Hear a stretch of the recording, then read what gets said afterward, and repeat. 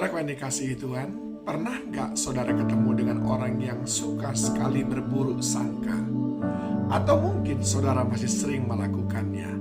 Mudah sekali berburuk sangka dengan orang lain. Mudah sekali memiliki praduga yang negatif terhadap orang lain. Nah saudaraku, hal yang itu juga pernah ditulis di Alkitab. Saudara-saudara Yusuf berburuk sangka dengan Yusuf. Itu diceritakan dalam Kejadian 50 ayat 15. Ketika saudara-saudara Yusuf melihat bahwa ayah mereka telah mati, berkatalah mereka, boleh jadi Yusuf akan mendendam kita dan membalaskan sepenuhnya kepada kita segala kejahatan yang telah kita lakukan kepadanya. Tapi benarkah Yusuf berburuk sangka? Tidak. Yusuf menjawab dari ayat yang ke-19. Tetapi Yusuf berkata kepada mereka, janganlah takut, sebab aku inikah pengganti Allah. Memang kamu telah mereka-rekakan yang jahat terhadap aku, tetapi Allah telah mereka-rekakannya untuk kebaikan. Saudaraku yang dikasihi Tuhan, tidak hanya sampai di situ. Di perjanjian baru pun hal berburuk sangka kembali terjadi. Di dalam Markus 9 ayat yang ke-38 dicatat, ada murid-murid yang lain yang juga melakukan mukjizat. Ayat 38 dikatakan, kata Yohanes kepada Yesus, Guru, kami lihat seorang yang bukan pengikut kita mengusir setan demi namamu. Lalu kami cegah orang itu karena ia bukan pengikut kita. Mudah sekali Yohanes tiba-tiba berburuk sangka dengan orang itu. Jangan-jangan orang ini memanfaatkan saja. Jangan-jangan orang ini hanya sekadar pura-pura. Atau jangan-jangan orang ini menjadi ancaman. Begitu kira-kira yang ada dalam pikiran Yohanes. Tapi Yesus menjawab, barang siapa tidak melawan kita, ia ada di pihak kita. Pernahkah saudara berburuk sangka dengan orang lain? Saudaraku, berburuk sangka itu menunjukkan akan 3 hal. Yang pertama, buruk sangka itu tanda kita tidak peka dengan apa yang dikatakan oleh Roh Kudus. Kalau kita peka dengan apa yang dikatakan oleh Roh Kudus, sebelum kita berburuk sangka, Roh akan memberitahukan kepada kita yang sebenarnya. Roh Kudus akan memberitahukan kepada kita siapa orang yang kita hadapi, tipe seperti apa dia. Dia akan mengajari kita, dia akan menolong kita.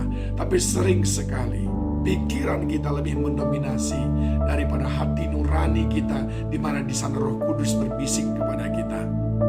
Kita perlu melatih ketajaman kita untuk mendengar suara Roh Kudus sebelum kita berburuk sangka dengan orang lain.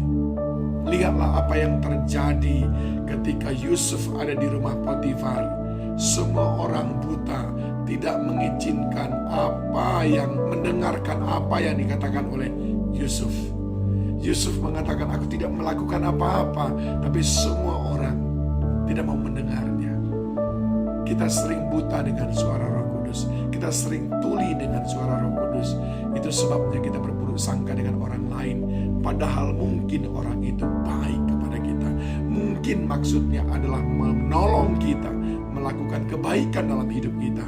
Tapi justru kita malah berburuk sangka dengannya.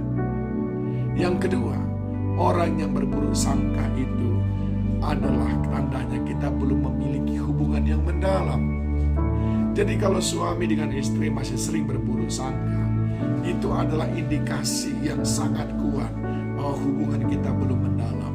Kalau kita satu dengan yang lain dalam sebuah komunitas masih suka curiga demi curiga, berprasangka buruk demi berprasangka buruk, menduga-duga demi menduga-duga, itu menunjukkan hubungan kita belum terlalu mendalam. Karena kalau hubungan kita sudah mendalam, kita akan tahu. Kita sama sekali tidak terlintas dalam pikiran kita untuk memikirkan hal-hal yang buruk tentang orang lain, karena kita sudah tahu bahwa dia tidak mungkin melakukan itu. Yang ketiga, berburuk sangka itu adalah tandanya kita tidak percaya diri. Kita berburuk sangka kepada orang lain. Kita berpikir, oh dia cari muka kepada atasan supaya dia dipromosikan dan lain sebagainya.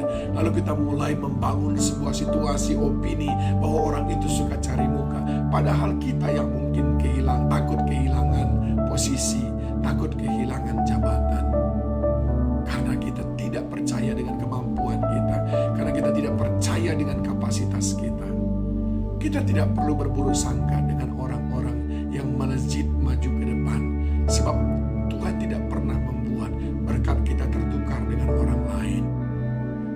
Porsi kita, bagian kita tidak akan pernah diambil oleh orang lain. Tuhan akan selalu berikan untuk kita. Apa gunanya saudara berburuk sangka dengan orang-orang?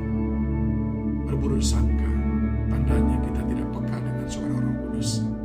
Berburuk sangka tandanya kita belum memiliki hubungan yang mendalam. Dan berburuk sangka tandanya kita tidak percaya dengan kemampuan kita sendiri, sehingga kita selalu mulai curiga setiap kali ada orang yang lebih baik dari kita. Setiap kali ada orang yang kelihatannya lebih maju dari kita, kita mulai berburuk sangka demi berburuk sangka.